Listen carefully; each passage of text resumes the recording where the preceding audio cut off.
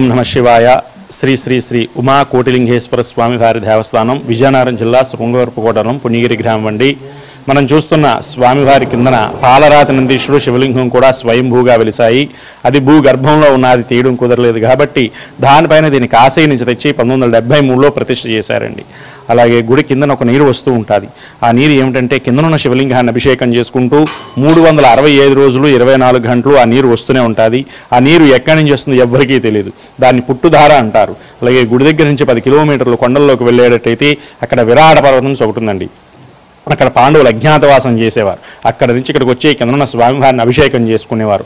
ఇలా మనకు వచ్చి క్రిందకి వెళ్ళేటట్టయితే అక్కడ త్రినాథ స్వామి గృహం అని చెప్పేసి ఒకటి ఉంది. ఆ గుహలో పైన ఆవు పొదుగులు ఉంటాయి, కింద 3 శివలింగాలు ఉంటాయి. ఆవు పొదుగుల్లో చుక్కా నీరు శివలింగాల మీద అభిషేకం జరుగుతూ ఉంటుంది. అది దాటి మనకు వచ్చి క్రిందకి వెళ్ళేటట్టయితే కోటిలింగాలు అని చెప్పేసి ఉంటుందండి. ఒక లింగం తక్కువ కోటి లింగాలు అన్నమాట.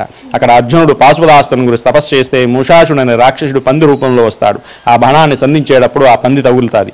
ఆ పంది శివశివానగానే కైలాసముడు అయ్యి ఇక్కడ ఎవరైనా చనిపోయిన వాళ్ళ హస్తికలు కానీ కలిపితే కైలాసానికి చేరుతాయని చెప్పి వరమిస్తారు. అందుకని అక్కడ హస్తికలు కలుపుతూ ఉంటారు. హస్తికలు కలిపిన కొన్ని రోజులకి అవి సున్నరాళ్ళ కింద తయారవుతాయి. అది దాటి మనకు వచ్చి క్రిందకి వెళ్ళేటట్టయితే ధారగంగ లోయన్స్ ఉందండి. ఆ లోయలోంచి కాశీకి వెళ్లే త్రోవ ఉండేది. 100 సంవత్సరాల క్రితం నారాయణ జరిగిన స్వామీజీ ఇక్కడ నుంచి ఆ లోయలోంచి కాశీకి వెళ్ళి అక్కడ నుంచి జలం తీసుకుని కింద స్వామివారిని అభిషేకం చేసుకునేవారు. స్వామివారికి ఉన్న ప్రత్యేకత ఉంటే పుణ్యగిరి ఎప్పుడు అనుకుంటే రాలేరు, అనుకోకుండా బయలుదేరి రావడమే స్వామివారికి ఉన్న విశిష్టత. ఇది 7000 సంవత్సరాల కిందదండి. భారత యుద్ధం జరిగినప్పటిది ఈ క్షేత్రం అండి. ఓం నమ శివాయ. అలాగే కార్తీక మాసం నెల రోజులు కూడా స్వామివారికి విశేష అభిషేకాలు జరుగుతూ ఉంటాయి.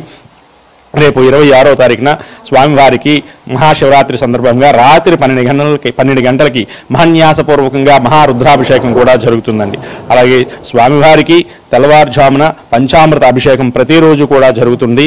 స్వామివారికి గుడి మాత్రం ఉదయం 6 గంటల నుంచి సాయంత్రం 5 గంటల వరకు ప్రతిరోజు కూడా తెరిచే ఉంటుందండి.